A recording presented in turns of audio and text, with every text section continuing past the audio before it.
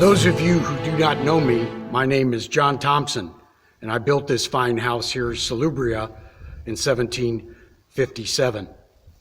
A lot of you may not know, while you know the home, you may not know how I came up with the layout and why it is the way it is today.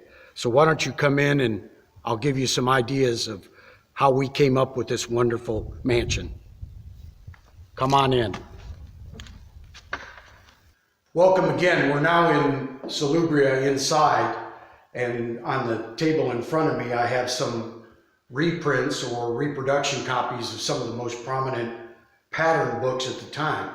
Now you may say, pattern book, what is that?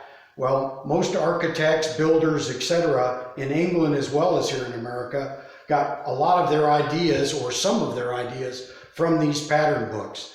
The undertaker, Mr. Grimsley on Salubria, who, and I say undertaker, he's the building contractor, and that's the 18th century terminology. He may very well used one of these pattern books. For example, one of the most predominant pattern book makers at the time was Abraham Swan. And we just happen to have one of his volumes here.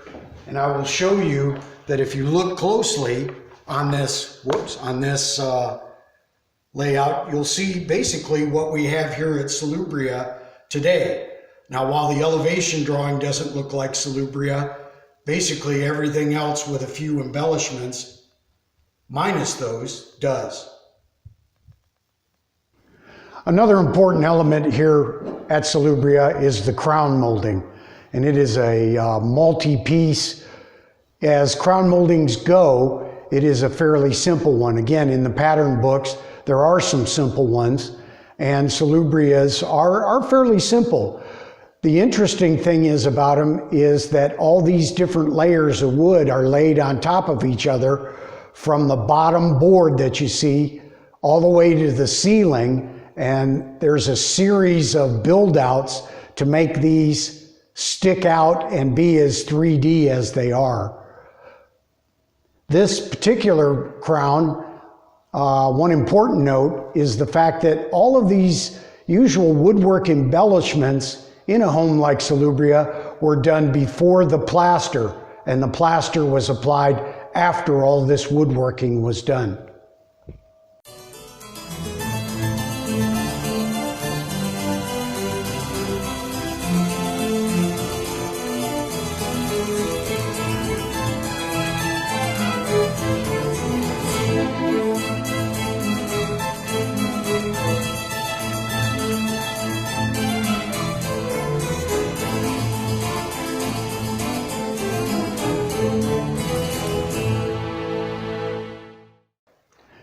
Here we are in probably the most elaborate room at Salubria, the parlor or the front room. What I'd like to start out with is the crown molding at the top. Notice this is a lot more complex than the crown molding that I showed you previously.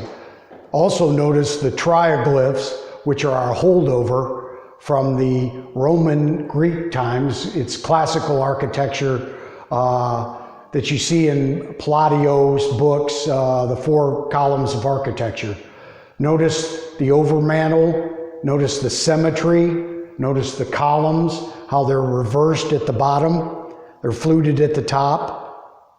This is the room where you can absolutely believe that I spent a great deal of money, because this would be also a room that visitors during the 18th century would be welcome to if they were admitted from the foyer in the center of the house.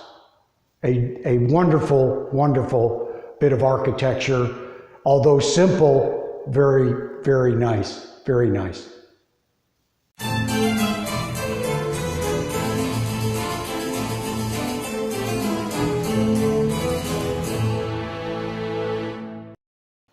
One of the more simple elements that's covered in the pattern books is chair rail. Here at Salubria, we have several different types of chair rail, this being the predominant. It's a 2-piece chair rail, and in the pattern books, it is one of the simplest of the chair rails that are shown. And they could be very elaborate and quite embellished with different classical symbols, but this one is fairly simple as chair rails go. So I hope you've enjoyed your visit here to Salubria, and I hope you've learned something about the pattern books and their ultimate influence one way or the other on this fine mansion. I hope to see you again sometime, and feel free to visit anytime you want. Goodbye.